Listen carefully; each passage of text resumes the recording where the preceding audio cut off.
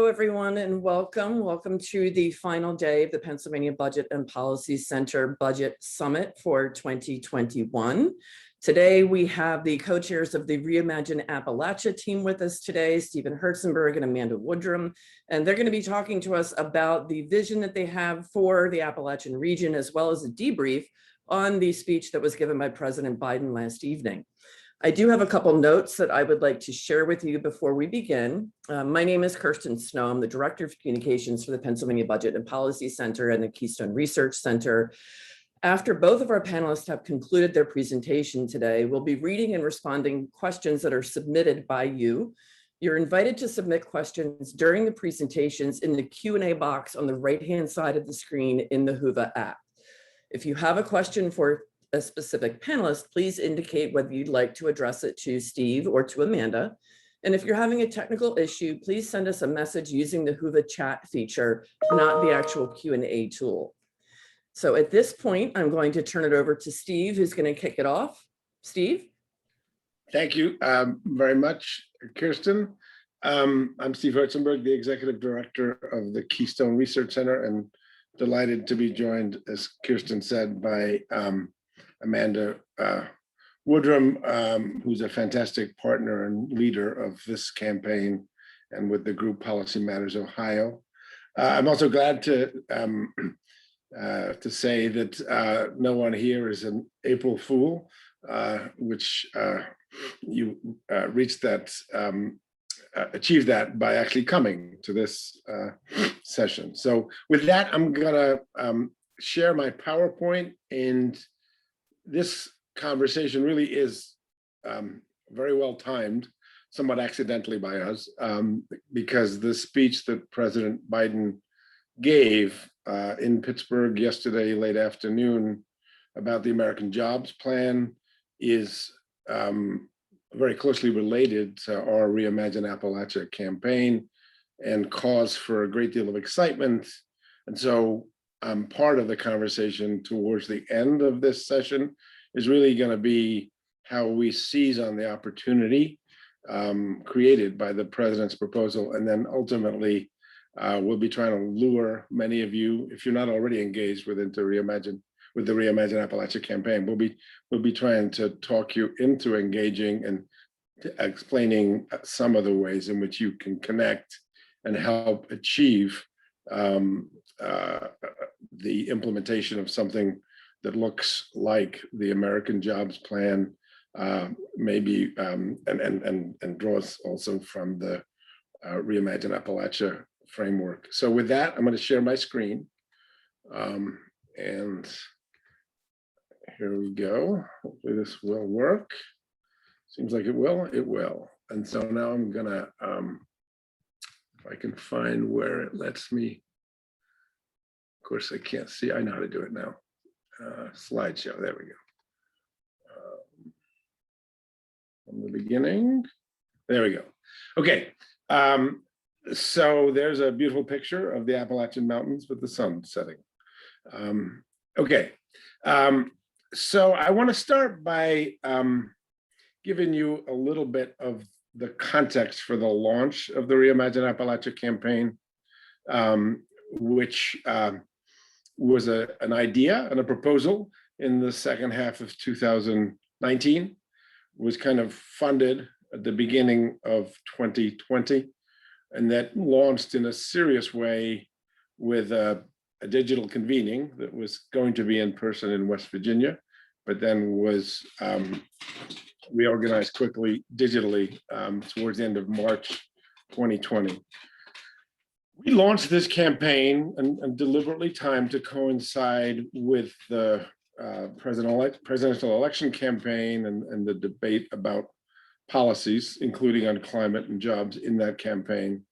We launched that with sort of three kind of ideas about why that campaign could succeed and was strategic.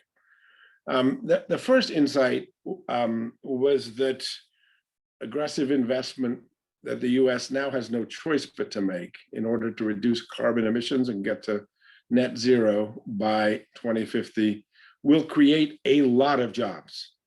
We'll flesh out how many in Pennsylvania, according to a study we commissioned later in this presentation, but hundreds of thousands in Pennsylvania alone, a lot of trades and industrial type jobs. So that was the first insight, was even though many working people in Southwestern Pennsylvania in particular might have viewed environmental policies and climate in the past as being bad for jobs, we were convinced that the reality now is that it can be good for jobs because of the scale of public investment and the resulting job creation that we have no choice about. The second critical insight, related to the first, is that climate response done right, at the right scale, but also with some of the right policies embedded in it, can be a boon for economic opportunity and for labor unions.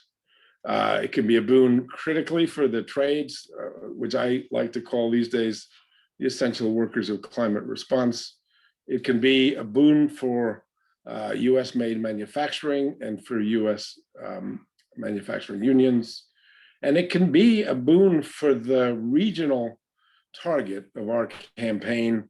I mean, we do work across all of Pennsylvania and across all of the other 3 states, but the focus of the campaign is on the Ohio River Valley, which spans southwestern Pennsylvania, southeast Ohio, West Virginia, and eastern Kentucky. And this is a region that has faced downward mobility or persistent poverty for decades or more. So in this region, hungry for opportunity, we came into this campaign convinced that that the right kind of climate plan,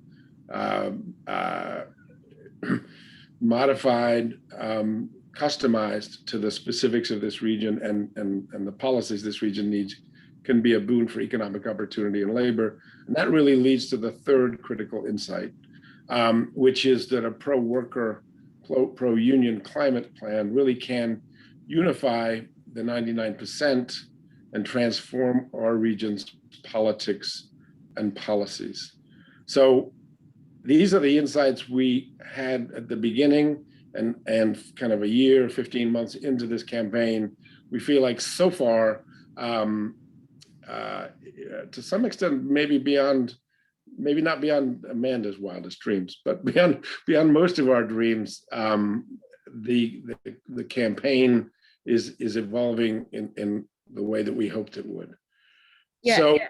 Steve, can I just add absolutely jump in anything you want.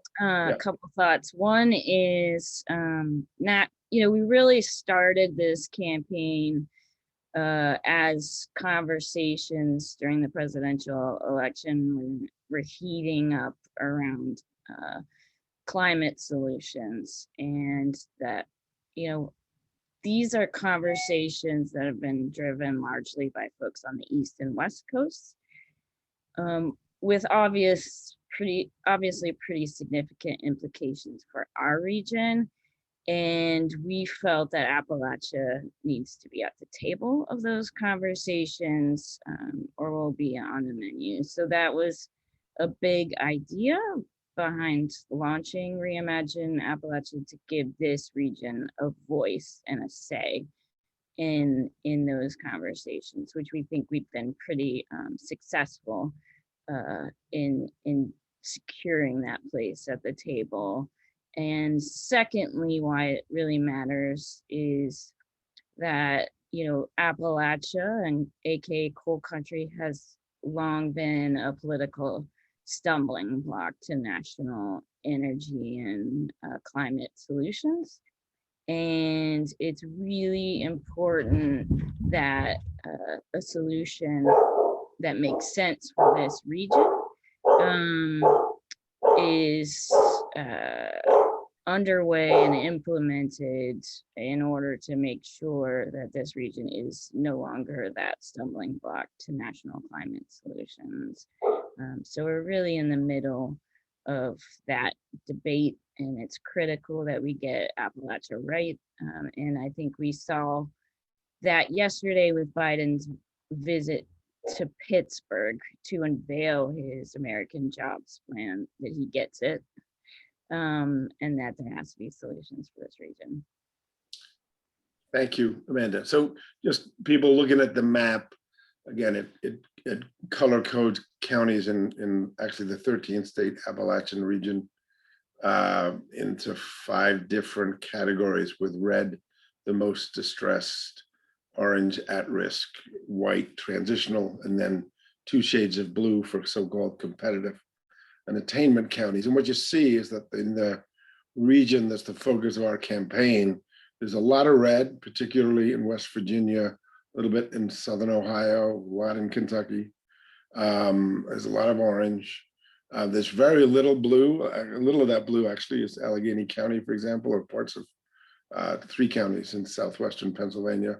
A lot of white, and so you can see visually that the economic experience of this region as a whole has been a difficult one. And you cannot launch a campaign like this one without being sensitive to the reality of that experience, and in a sense needing to persuade people that the plan you have is going to actually help with economic opportunity. So Amanda sort of talked through a little bit of this process for how we built our agenda in 2020, so I can do this very quickly. We did create this collective vision, good for workers, communities, environment, and health. We actually surveyed the literature. There's been a lot of people working in the trenches in this region, and it was really important to respect that work, that asset mapping, the local wealth creation movement. So we did a lit review and talked to a lot of those people, and then we did gather over 100 people at that meeting in late March, and then subsequent input meetings as we developed our blueprint. And again, we'll walk through the blueprint in a minute in more detail, but the basic idea is that it would create those hundreds of thousands of jobs that I talked about. It would lay a foundation for long-term prosperity, and we've been really happy that over 100 organizations have endorsed the ReImagine Appalachia campaign, and that we've had pretty extraordinary media coverage, as well as political engagement from the Biden people and different members of the congressional delegation. So what I'm going to do now is kind of walk through the agenda we developed and issued in the middle of July in 2020. Actually had kind of 3 different broad buckets, which are not, well, components of actually the second bucket are here. The first bucket was that federal investment in infrastructure and what we call climate infrastructure had to come with strings or standards, labor and community standards. And so you absolutely needed to protect the right to unionize, decent wage standards. You needed community standards to ensure that the diverse people of color, women who'd been left out of opportunity too often in the past, that they could get some of the good new union jobs created by federal investment, and also that there needed to be a priority on fossil fuel workers so they could get a new job as good as their old job and without having to move. So those kind of conditions or requirements that are part of the ReImagine Appalachia vision is the first bucket. The second bucket really is shown here, which is a sort of walking through, if you're going to get to net zero carbon emissions by 2050, you basically have to look at the carbon footprint of your 4 states in this case. And Amanda did this work, and you basically have to reduce emissions in each category, and then in one of the categories here, you actually have the opportunity to absorb carbon. And so if you absorb more carbon, then you actually don't have to get to zero emissions everywhere else. You can balance the 2 off against one another. But And then the third bucket is called Rebuild the Middle Class, and the core elements include a much higher minimum wage and critically union rights for all. Again, the team of people, including the think tanks that put together this agenda, sort of understood that we can create a lot of jobs in the sustainable economy, but if you add up all the sustainable jobs, and for that matter, all the carbon jobs, most jobs aren't really in either of those categories. So too many of the jobs today are in the low wage services. So you really need to figure out in those jobs how to do what you did in US manufacturing in the 1930s, which you use policies like a minimum wage and unionization to take jobs that are too often poverty wage or certainly not living wage, and you turn them into middle class jobs. And so those are the three buckets. What this chart shows is the specific amounts of investment that we're recommending in the 6 core categories of creating a sustainable 21st century economy, which is the label of the second bucket. And this table actually now it draws from 2 places. It draws from our original blueprint and subsequent white papers that have been issued on drilling down in more detail on some parts of the blueprint. And then the second thing this draws from is we commissioned studies of the job creation from implementing the ReImagine Appalachia blueprint that were done last October. The Ohio and a preliminary Pennsylvania report were released by the Political Economy Research Institute that's linked with the University of Massachusetts, Amherst, Perry.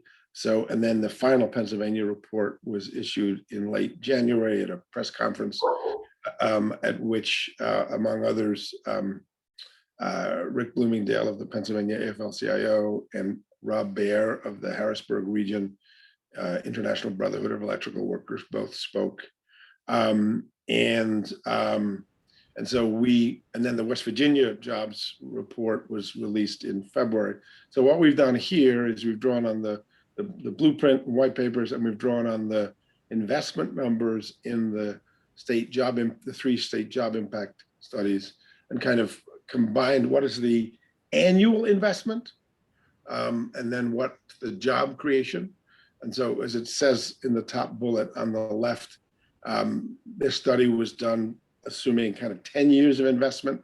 And so to get to the total investment, we're talking about, you have to multiply the numbers in the table, the dollar numbers, by 10. So you're talking about $236 billion over 10 years. And so as I go through this, I'm going to briefly touch on really the extraordinary points of overlap with the Biden administration's American Jobs Plan. We're still getting the details on that plan, and still creating a side-by-side, and there's certainly going to be some areas where they invest more than we proposed.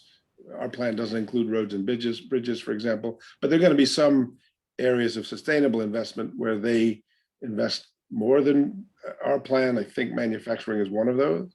And then there's some areas like the Civilian Conservation Corps at the bottom of this chart where we propose bigger investments than they did.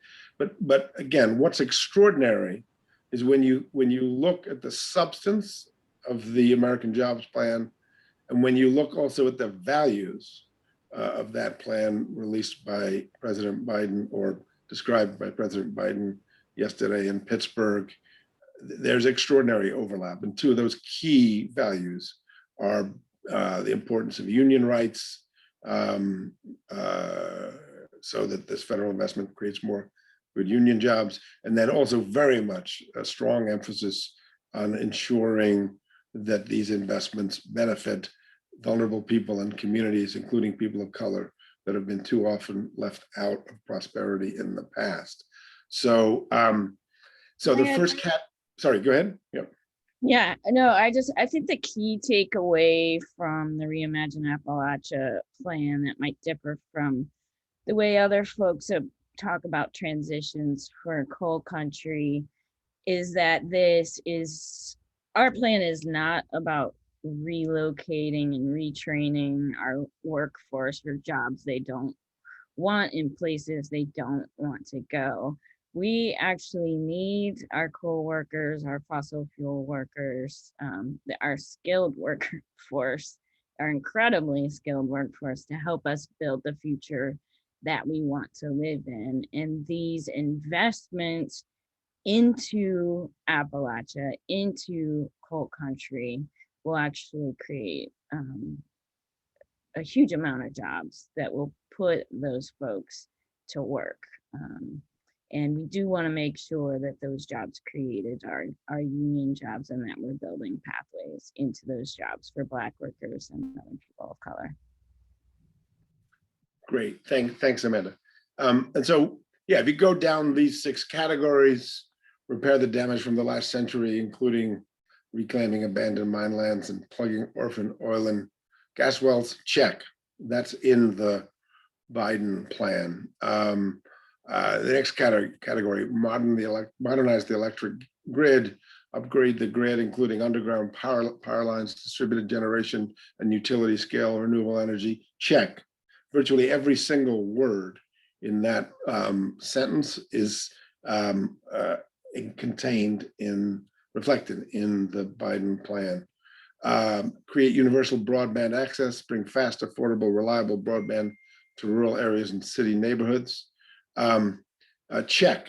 And actually, in this particular case, the investment number that we suggested, and actually the national investment number that we talked about in the white paper on broadband that we released last October, is the same as the Biden plan, $100 billion. And also there's language in the fact sheet, 25-page fact sheet released with the Biden plan yesterday, around municipalities being able to deliver broadband and the importance of electric cooperatives. That's, again, those are dimensions of the ReImagine approach on broadband. And just about 3-4 weeks ago, Senator Joe Manchin in West Virginia was quoted at length in a Charlestown story, basically articulating what is the ReImagine plan for broadband, including cooperatives, including explaining that sort of the established for-profit providers don't see a market imperative to provide accessible, affordable broadband in all places, including rural areas. It was right out of the ReImagine blueprint. Grow clean, efficient manufacturing. The Biden plan is ambitious and multidimensional in this area. Our plan, what's written here, one of Amanda's favorite ideas, is around repurposing shuttered coal plants for energy efficient eco-industrial parks. But the last phrase there, become a late leader in sustainable production, actually there's a lot behind that. And it's great to see that the Biden people have really begun to unpack that, to flesh out what that means in terms of research, what it means in terms of demonstration projects, what it means in terms of quadrupling the funding for what are called the manufacturing extension partnerships in the US, which provide subsidized technical assistance to small and medium-sized manufacturers, and which need to do that more when it comes to energy efficiency for manufacturers, and also more generally to their use of inputs so that they pollute less across the board. In the next area, build a more sustainable transportation system. Again, complete overlap with the substance of the ReImagine of the American Jobs Plan. At first blush, we think actually the American Jobs Plan is more ambitious in this area in terms of how much it invests. And then The Biden plan talks about a civilian climate corps, which was something he committed to in a January executive order. Again, we don't think he's putting as much money into that as we are proposing.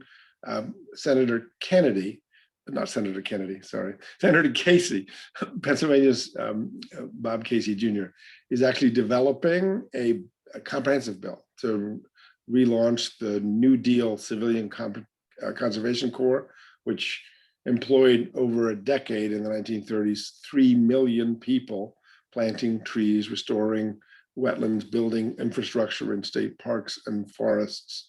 The equivalent, when you look at the size of the overall labor force, of 10 million workers today. So again, we've put forward a detailed white paper on this, and Senator Kennedy's staff have been just terrific to work with in terms of taking input. And so we're talking about doing what the CCC did in the 30s, but also doing a series of other things, including, for example, helping farmers adopt carbon absorbing sustainable practices. It sounds like, Amanda, you want to jump in on this? Or Well, I was just gonna say, we're also super enthusiastic in the work we've been doing with Senator Casey. We've included a re-entry program as part of the Civilian Conservation Corps. You know, as you all may know, returning citizens caught up in the war on drugs or the opioid epidemic often face just fundamental barriers to employment because of their criminal records. And it takes a concentrated, thoughtful program really to help break down some of those barriers to employment. And so we're working with Senator Casey to include a reentry program within the Civilian Conservation Corps that targets returning citizens for opportunities and sort of puts them on the way to career pathways and helps break down those barriers to employment through a start in public jobs. yeah, including pathways in some cases to the unionized trades. Yeah, so that's actually what you're looking at is actually the front side of a 2-pager we developed for some of our congressional outreach, including to Senator Casey's staff a couple of weeks ago. And so the backside of that sort of lays out some of the ReImagine Appalachia kind of values or stand. Oh, yeah. Go ahead. What? Go back 1 second. Sure. I'll just add one final thought, is that you can easily see the kind of jobs that we're talking about just looking through this list. I mean, jobs laying rail, jobs putting more of our electric grid underground while at the same time laying fiber optic cable for universal broadband, jobs repairing the damage from the last century of extractive industry practices like brownfield remediation. We really want to turn shuttered coal plants and former steel facilities into industrial hubs.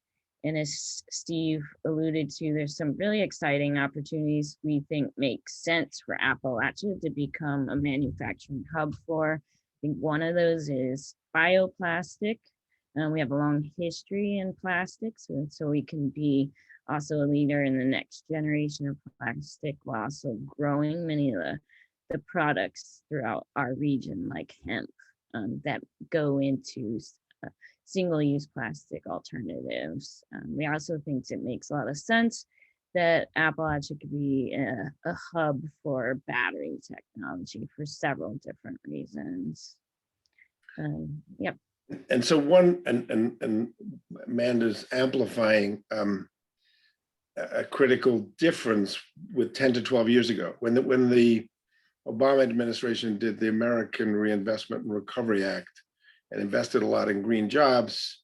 There was a sense a few years later that had been disappointing, that people viewed it as a few solar jobs here, a few wind jobs there, I liken it to sand through your fingers. People, it just wasn't convincing people that you were going to get the hundreds of thousands or millions at a national level of trades and manufacturing jobs that people want to see in order to have confidence that there's a place for them, in a sustainable future.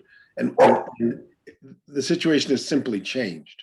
I mean, that is, it's partly because climate change has accelerated so much, and again, the investments that we have to do in all of these different areas have become so clear and so large that what Amanda just walked through in terms of all these different kinds of jobs is much more tangible. And it's for that reason in this campaign we've been very carefully reaching out to labor along the way. Obviously, Rick Bloomingdale and the IBW, and the example I gave before of Rob Baer, whose members, hundreds of his members, have been getting jobs recently south of Harrisburg for utility scale solar projects. But we've had conversations with laborers, and conversations with the painters, and conversations with the utility workers, and conversations even with the Boilermakers. And you go on down the list of trades and manufacturing unions, and it's much more conversations now in which at least a growing number of people in these different unions see the potential for organizing, the potential for membership growth. So these, like I said, this is the backside of the two-pager. And again, there's on the left is sort of one of the points Amanda made before about this is not about retraining our workers for jobs they don't want in places they don't want to go to. And this is about maximizing good union jobs, ensuring opportunities for all those pathways, the opportunities for fossil fuel workers to get an equivalent new job. And then the last one there is also ensuring that the federal government needs to have public input and oversight at the community level when these funds are distributed. Okay, so the next few slides I can do quickly, and we're still doing fine on time, but what that does mean is we can get we can get to the interactive part of the conversation. The last few months really have been pivotal to creating the federal opportunity in 2021 that we hoped when we launched the ReImagine Appalachia campaign in 2020 that we would have.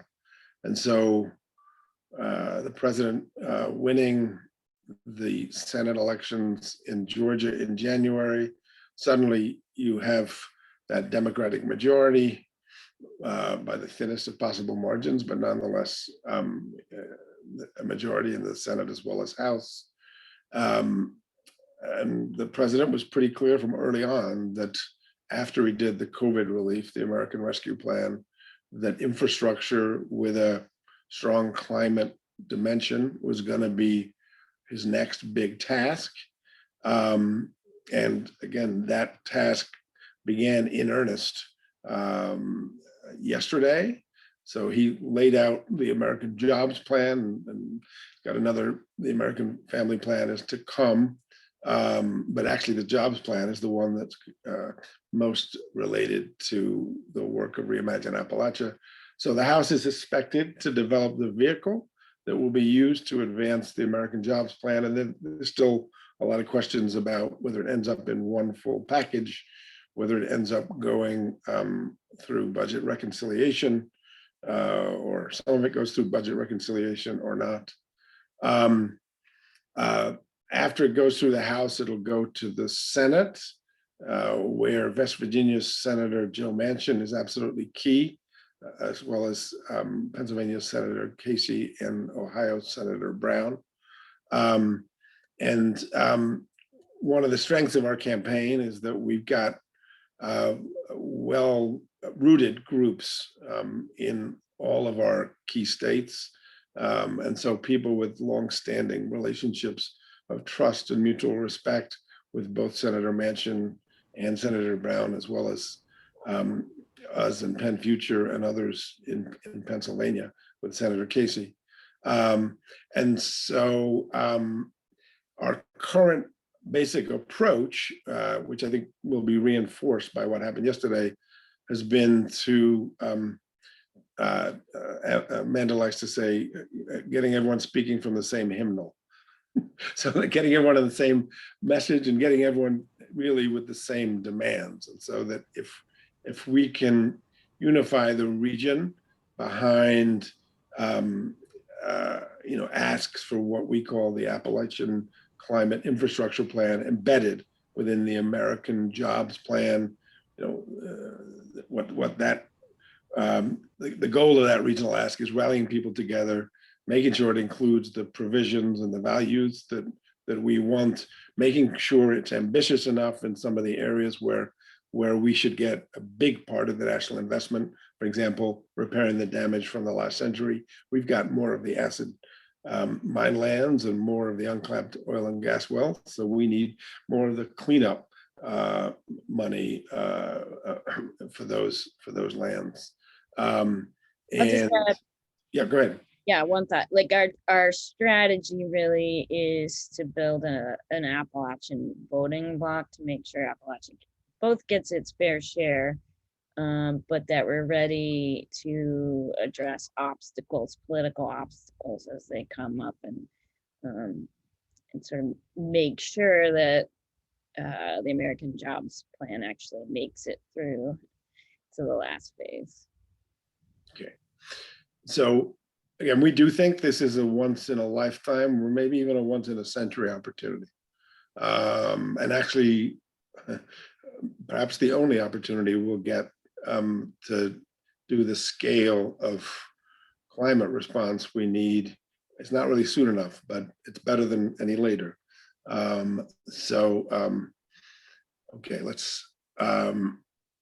Okay, so actually we talked through this slide before we got to it.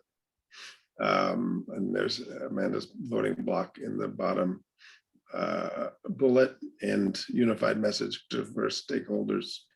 Really, we spent the last 4 years dealing in a very divisive, dealing with a very divisive administration, and I think the goal of ReImagine Appalachia is find the common ground amongst all the key stakeholders and move forward in a unified vision that works for all. And that's been our strategy, and we've gotten all these different lists of stakeholders, union leaders, racial justice advocates, environmental groups, faith-based leaders, state and local elected officials, community development groups. We're working with all those stakeholders to really clear the path for the positive implementation of our vision. I mean, the original tagline that we used more last year was a New Deal that works for us, sometimes with the us capitalized, which it was both to signify a little bit of attitude that captures the culture of the region, and also to distinguish it from a Green New Deal, to sort of communicate the message that this has been crafted to work for this region and to communicate to people within this region. Now we tend to use the Regional Climate Infrastructure Plan language because it became increasingly obvious that infrastructure legislation was going to be the vehicle for the investments we're talking about. And the clearest thing about our ask, the Federal Appalachian Climate Infrastructure Plan, is that we believe our region, coal country, deserves a very thoughtful, specific plan. And so we will be pushing for that as part of any infrastructure package. So I'm not going to go through this title, this slide, I should say, in detail, partly because I've got one right near the end, which covers some of the same ground, but this does kind of outline the overall strategy. I mean, ultimately, ReImagine Appalachia anticipates having state level and certainly local level components of its campaign. But in this window of the next 6 months, the focus is on the federal level and advancing that Appalachian voting bloc and using, all the tools of research and communications and in grassroots engagement and calls to action as a way of achieving as much of the plan we want as possible. So, And at the end of the day, our region is going to be of the utmost importance to actually achieving national climate solutions. So we're in the middle of it. And I think that's, that was evidenced by Biden unveiling his plan in Pittsburgh yesterday. And so we all need to be prepared to engage. If ever time that there was a moment to pay attention and engage in federal policy, this is it. Yeah, and so this is the list of 5 takeaways our team have from yesterday. Amanda just articulated the first one. He came to Pittsburgh because he thinks he can sell this plan. He sees it as a response to what Pittsburgh has struggled with in the past, and he sees it as a solution that he can persuade that region makes sense. And we're right on board both of those beliefs for the broader region anchored by southwestern Pennsylvania.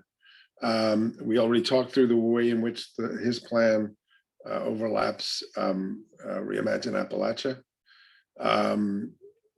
We've walked through the fact that now that his plan is out, part of our focus will be on making sure our region gets its share, but also making sure the details of the plan are right for our region. And again, some of the standards we want make sense for the whole country, obviously, when it comes to union rights or when it comes to opportunity for all. And then Amanda did sort of touch on the fact that, Biden needs all of our help. I mean, this is a little think of, Roosevelt in 1933 or in the 1930s more broadly. The New Deal may have been led by Roosevelt, but obviously a social movement and the emerging labor movement helped him get that over the finish line.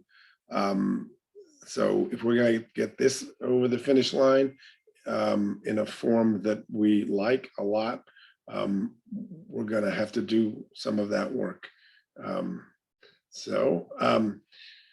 Quickly to summarize, and then we can get to the questions. Yeah, good. Places you could plug in. So we've got a series of additional white papers that are coming out, a couple very soon on repairing the damage where it may be too late, but on cleaning up abandoned mine lands and capping uncapped oil and gas wells. If you're listening and have special expertise on those issues or know someone who does, they need to reach out quickly because we're looking to get those out in the next couple of weeks. There's a couple of other papers on repairing the damage coming down the road. Amanda's leading an effort on one of our most important papers, which is really spelling out in more detail the community and labor standards. And we're definitely going to have some additional input sessions, as well as delighted to do input one-on-one. Again, labor obviously has been a big part of the input process on the labor standards. We're going to go ahead. Yep. Yeah, just one thought is, we're pulling from best practices out of the community benefit agreement movement, with some of you might be familiar with the idea that we want to maximize benefits that come out of economic development efforts. And we're in the process of figuring out how to translate those best practices into federal policy guidance. And again, Jeff Garris is making this PowerPoint available to folks on the Budget Summit website. So I don't need to touch on every white paper we're going to do, but if you have an interest in worker co-ops, we got something coming there. Recently, the PRO Act, which is the Protect the Right to Organize Act, which President Biden did talk about yesterday as part of the American Jobs Plan. That's the most comprehensive labor rights reform proposal in the US for more than 50 years. And so it's passed the US House. It's going to be a challenge in the US Senate. So ReImagine Appalachia is talking internally about making that the focus of the reports that many of our think tanks usually do right before Labor Day.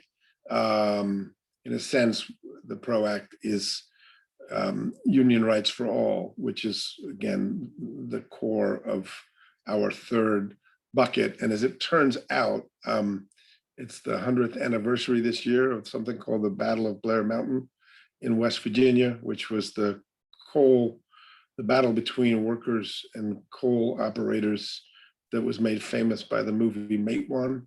And so the United Mine Workers and others are putting together events to commemorate that event, even though I think I'm right in saying it was more workers died in that battle than in any other battle in US labor history.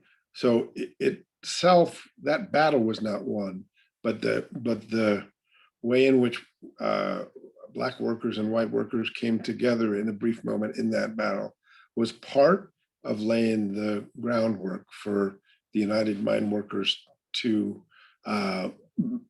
organize most of the coal industry in and after the New Deal. And so that anniversary is really a great moment to lift up why we need similar comprehensive labor reform now that we got in the 1930s, in 1935 with something called the National Labor Relations Act. So the rest of those bullets, Natalia Rudiak, a former city councilwoman from the city of Pittsburgh, is helping us to do organizing with localities to enact resolutions supporting the ReImagine Appalachia blueprints. Our racial and community justice team is both putting together stories about the lives of people of color in Appalachia and putting together what they're calling an Appalachian Imperative Initiative, which is aimed at making sure that the Black community benefit from the federal investments that would come down from this climate infrastructure package. We are reaching out systematically for the first time in our campaign to the community and economic development groups in our states, both to help in the short run with the federal advocacy, and then in the end, those groups will be critical to using federal money that come down the pike effectively. One in the all hands on deck effort, is the federal advocacy. So obviously, if you want to bring your group and connections and networks to our federal policy work, that would be great. And then, the last bullet is, again, any help people can provide in terms of our calls to action. We had our, first significant call to action this year was yesterday, sort of around signing a petition to sort of thank President Biden for introducing his plan. And so, we'll be doing a lot more calls to action as part of our effort to influence what comes out of Congress later this year. So with that, there are two more slides, one of which is a set of links, which I'm not walking through, but they're resources for you, and one of which is the campaign video for ReImagine Appalachia, which I plan to play at the end. But at this point, Kirsten, I'm going to take myself off. I'm going to stop sharing, and then I'm going to come back to the group, and we've managed to leave a healthy amount of time for a back and forth. So hopefully folks have questions. Thank you, Steve. Thank you, Amanda. I'm trying to join you back here via video. There we are. Thanks, everybody. We do have a few questions and a couple comments that have been shared with me. So I'm going to go ahead and direct those to you and to Amanda. Let's see what we've got so far. The first question is from Susan. It is, you must ensure that the local tax bases stay intact, for they're the funding base for all local schools. Local schools are very important to rural communities. How can you plan to sustain local tax wealth to keep schools vital in a transitional economy? So I think what you're asking partly about there is in communities that depend on carbon jobs, or whether it's mining or coal plants, you're absolutely right. And so part of our plan, part of the president's plan, includes healthy compensation for communities, not just workers, but also for the communities that are hit by the transition to a more sustainable economy. But in addition to the transition funds that are pivotal, it's also true, I think, in our view, that in the end, you have to have a plan for revitalizing those communities and giving them so that they don't go into decline after they lose the jobs they have had, and so that they get new investments that pay just as well, that give them, restore the tax base and grow the tax base down the road. So that's certainly we recognize the importance of that, and our plan will aim to do that. And specifically our approach towards, I think it's very important that we repurpose, and I would even argue former steel facilities we start there, we target those places for investments, and we're thinking about these things with respect to the federal funding formula for investment strategies. So for instance, you could prioritize in a federal funding formula census tracts that have abandoned mines, that have shuttered coal plants or former steel facilities, to lift up those for a healthier share of federal investment. But Susan, again, if you or other folks from your community, we are going to be having these listening sessions where we're trying to get community input in terms of the community and labor standards paper we're doing. So that would be, if you have more specific ideas or more specific information you want to convey, that would be an opportunity for you to do that. Thank you so much, Susan, for sharing that question. We have another one from Karen, which looks like a bit of a rhetorical question, but I think it's going to be interesting to see what your thoughts are.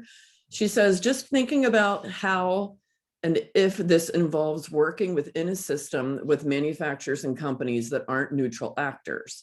In my area, Southern Ohio, the big presence is DuPont, which has done horrific damage. That said, hopefully the market transitions them to new products and practices. Clearly, it's not just big manufacturing focused, and there would be incentives for new actors. I guess articulating it feels like required dancing with the devil, which is what it is. Amanda, you want to jump in since it's Ohio? Or yeah, I'm not entirely sure I'm following. So let me give a bit of an answer there. I mean, again, the thing embedded in the question is the more you can repurpose the assets of the region, whether those were workers' skills or the infrastructure on a coal-fired plant or the manufacturing knowledge that's possessed by workers and managers and engineers at DuPont, right, the better. And so that part of our plan is not fully developed, but the basic idea that the region we're talking about could be, including Southern Ohio, could be a center of bioplastics. That is something we've talked about. It's also true that we've talked about, I mean, our region, particularly, again, Ohio actually, is pivotal in the auto parts production, some auto assembly, within the traditional, internal combustion engine, gasoline engine industry, which needs to transition to electric vehicles now. So in both those cases, there absolutely needs to be real investment in redeployment. And in some cases, that'll be repositioning old companies. And in some cases, it'll be new companies. That our initial read of what Biden put out yesterday is that there is really significant investment in that kind of repositioning. And it's really reinforced by a level of commitment to Buy American that we have not seen in this country, since we had a trade surplus. Well, really, ever, actually. Yeah, and I will add one thought to that. Our strategy for manufacturing is two-pronged. It's one part, how do we make the products of the future? And I already sort of alluded to, I think, where our region can fit in that picture. But two, it's not just about what we can make, which is probably sexier than how we make it. And we have several ideas included in our white paper about making manufacturing itself, at the way it works, cleaner and more efficient. And that revolves around something called circular manufacturing practices. The idea, in essence, is that one manufacturer's waste can be another manufacturer's productive input, and we certainly don't. So that's sort of the concept of an eco-industrial park. It's essentially an industrial park that's far more environmentally friendly, and that's part of our goal, and that's part of the investments we are also seeing in the American Jobs Plan. There's a role for groups like manufacturing extension partnerships that can help sort of manufacturers take up better practices. I mean, to go into the wonky weeds a little bit, but I'll try to do it in an accessible way. I mean, the people sometimes talk about the US not having industrial policy. And at one level,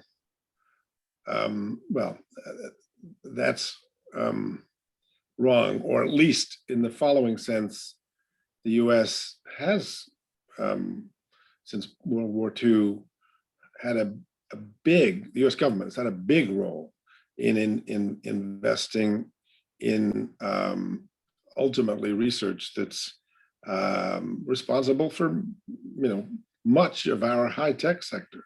It does that through the defense industry. It does that through something called DARPA, the Advanced Research Projects Administration, which is this extraordinary part of the federal government where they pluck brilliant people out of careers in academia or industry and give them piles of money and not too much bureaucracy and 2 years to kind of orchestrate conversations about how you innovate in new areas.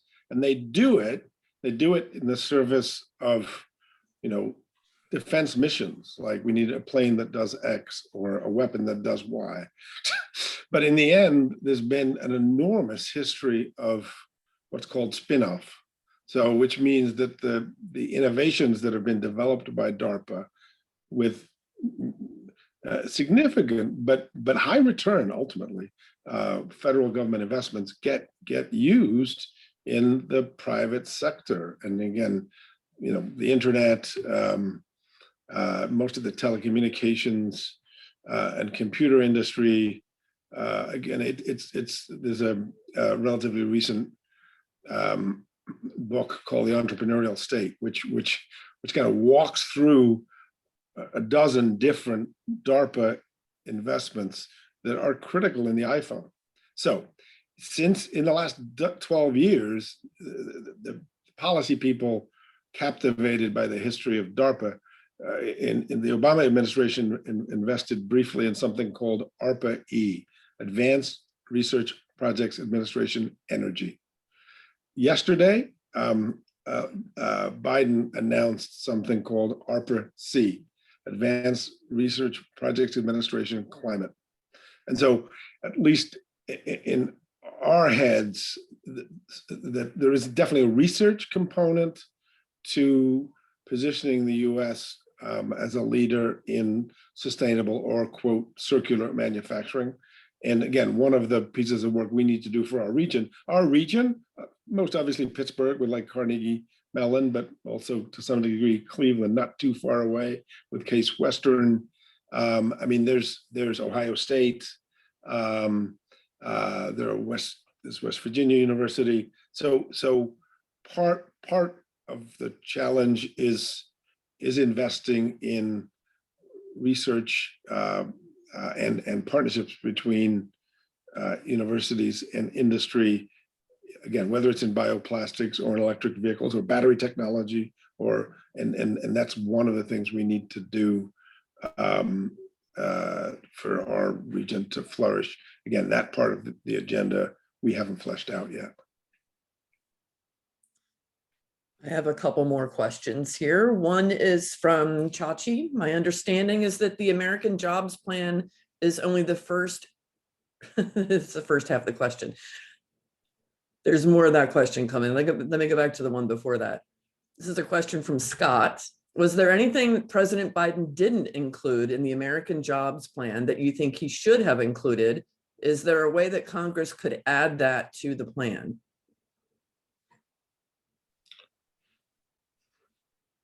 So I'm not sure there's anything big that he missed.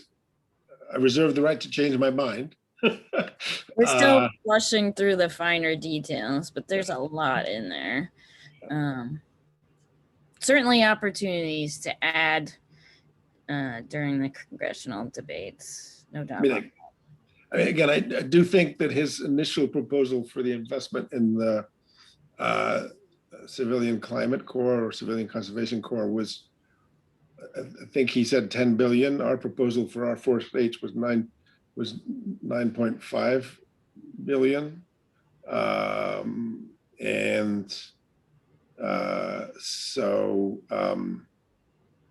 Yeah, I think that's we'll look at that closely. I mean, there's a lot of work to be done that could absorb more carbon. And again, in Pennsylvania right now, we're still almost 500,000 jobs short of where we were in February of 2020. So yeah, so that's what we know at this point. Okay. And we have one last question. My understanding is that the American Jobs Plan is only the first half of Biden's Build Back Better agenda focused on infrastructure. The second, the American Family Plan, will be focused on human infrastructure. What should be in that order to benefit Appalachia? What should be in that in order to benefit Appalachia? Excuse me. Sure. Well, I think there's a lot of opportunities there to support, to think about it, to support the various barriers that many of us face to employment. We will see things like public transit investments. I think, transportation's a major barrier to employment. We've built an entire system around driving a car, but cars are expensive to own and operate. That's particularly true in rural areas of Appalachia. There may be an important role for expanding public transportation, for instance, for women and men. Childcare is often a barrier or an issue when it comes to employment. So I think we'll be seeing significant investments in childcare as well. I don't know, Steve. The only other thing, again, I'm not completely clear yet whether the American Jobs Plan has all of the investments that are needed to help workers and communities transition. So whether part of that investment will be in the American Family Plan, I'm not sure. And then another thing, again, this sort of these areas are related to what was done yesterday, but also certainly related to helping families and giving families and community resilience. There's a forward-looking component of the human infrastructure related to worker training and reemployment. It's not news that the U.S. is just about at the bottom of advanced countries in terms of its investment in helping workers who lose one job, get another job. And so I think there's been discussion recently, before the pandemic, there's been discussion around we need a more universal system, like, for example, Denmark has, so that when workers lose a job, they get a year or two of unemployment and access to training money and real help connecting to an actual job, not just train and pray. And so I think, and then there's pre-pandemic again, there's been Senator Sanders and others had a proposal around comprehensive adjustment support for climate displaced workers, modeled on the kind of support that's existed for trade displaced workers in the US. Again, what we really need is universal systems. So which would make our region and the entire country, make workers, families, and communities more resilient in the case of losing a job if the policy weren't mostly yo-yo, that is, you're on your own. So I think, again, that might be an area where I'd be looking for more systemic proposals from the American Family Plan. And somewhere in all this, I'm not exactly sure where it fits, but there will be a conversation about raising the minimum wage significantly. There's another question I'm seeing. What's the time here? I mean, I think we're still okay, right? We have time for one more question, and then I have some closing announcements to make before we start our plenary at 2:30. All right, and I do want to play that 3-minute video. Can I? Oh, then we should do that. All right. Well, so I'm going to answer one question very quickly. Juliet Sivan has a question about where this kind of plan has been done successfully. I mean, you actually have to go to other countries for the most comprehensive, successful programs. I mean, unlike the US, when the Western Pennsylvania got hammered by the loss of the steel industry, didn't do a lot to help.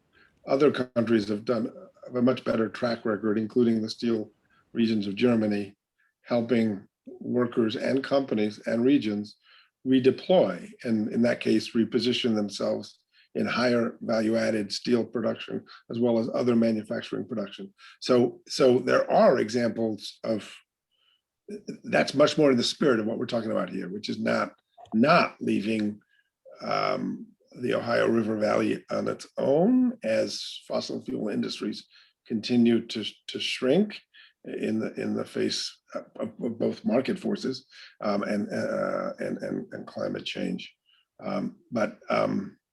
So we need to go beyond what the U.S. has done in the past and do better than it has. But again, and in fact, I think from Biden's visit to Pittsburgh and what he said yesterday, we may even go back and revisit those areas that we left behind before. 40. All right. So do I do the video first and then you do the announcements? That should be fine. Yeah, go ahead and play the video quickly. And right. Well, I know it's not a we're good, good. But go ahead and play that, and then I'll make the brief announcements, and then we'll wrap up. So Amanda and I still cry when we listen to this video. So let's, So let me see. This is a different, but it doesn't matter because it's got the thing at the end. There we go.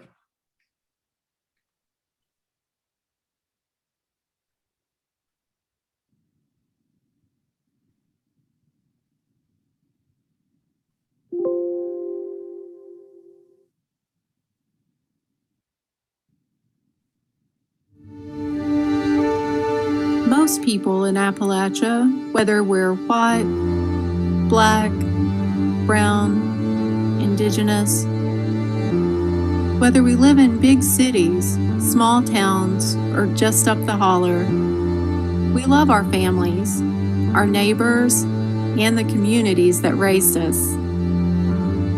We work hard, we take care of each other, and we expect to be treated justly and to get a fair deal no matter the color of our skin or size of our bank account. But for too long, decisions that affect us have been made by politicians who are more accountable to the coal industry and their absentee owners than to us. They used our communities, our labor, and the land for their profit, sometimes as they divided and erased us. Then and now, the people of Appalachia are working for a brighter day. And it's time for a new direction. It's time for new opportunities for us and for the generations to come. It's time to build an economy that works for us based on our values and on our strengths, on our skilled workforce, our natural resources, our ingenuity and grit. Imagine jobs that stick around and that pay a living wage while protecting our health, our community, and our planet. Imagine that being black, brown, a woman, having a different identity or belief didn't mean less pay and more discrimination. Imagine a place where young people stay. Imagine all workers having the freedom to unionize for good benefits and a secure retirement. Imagine restoring the land, water, forests, and riverfronts. How do you reimagine Appalachia? ReImagine Appalachia is the start of a conversation, a framework that builds from our local talent and creativity to meet the challenges of a changing global climate while creating a fair deal here at home. Empowering working people, building community, and restoring the environment. Let's reimagine Appalachia together and make our vision a reality.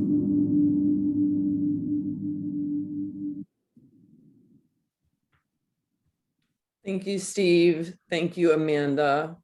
We appreciate all of the time and effort that you put into this particular project. Thank you, everyone, for joining us. We're glad that you were able to be here with us this afternoon.